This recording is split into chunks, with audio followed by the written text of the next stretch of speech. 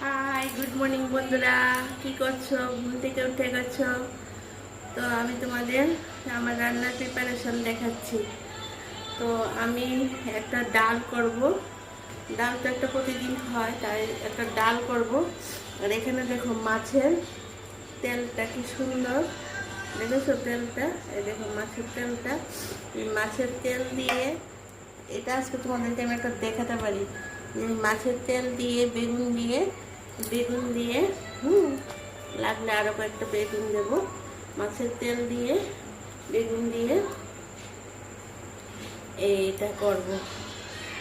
আর ফ্যানটা অফ করেছি, কথা শোনা যায় না বলে, না গরম লাগছে। তেল দিয়ে বেগুন দিয়ে করব। আর এখানে অনেকগুলো রয়ে গেছে, অনেকগুলো ভেন্ডি রয়ে গেছে। ভেবেছি ভেন্ডিগুলো নষ্ট হয়ে যাবে। ভেন্ডিগুলিকে অনেকগুলো ভেন্ডি এই প্যাকেটটা ভর্তি ভেন্ডি।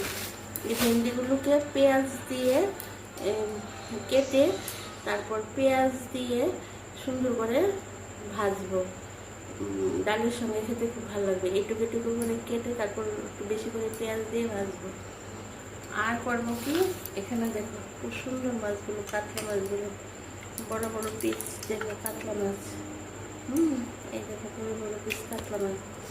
এটা আলু দিয়ে একটা ঝোল করব।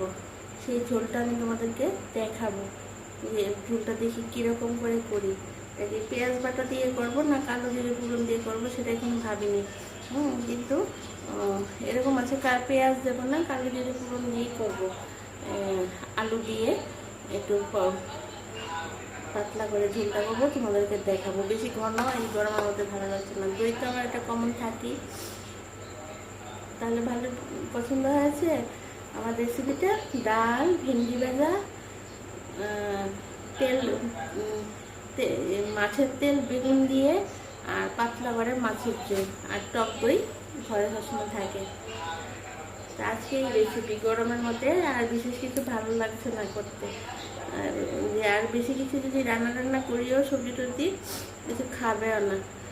তো এই হয়েছে আমার ছোটো মোটো রান্নার প্রিপারেশান। তো তোমরা কমেন্ট করে জানাবে তোমরাও কী কী করো রান্নায় গরমের মধ্যে। নতুন কোনো রেসিপি গরমের মধ্যে কিছু করছো কি না।